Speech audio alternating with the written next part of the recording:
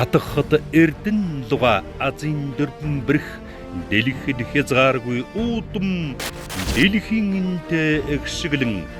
нарэсэн тэнгэрийн цацраг дүүрэн аялгуу нандин хайраар гэрэлсэн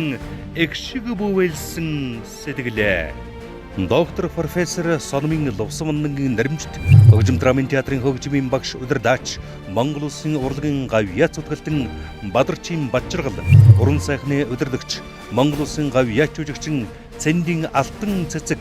хөгжим драмын театрын дарга Батчлууны бүрв давг ерөнхий найруулагч Монгол Улсын соёлын тэргүүн ажилтан Санг намдгийн тогоо мөнх нарын уран бүтээлийн тоглолт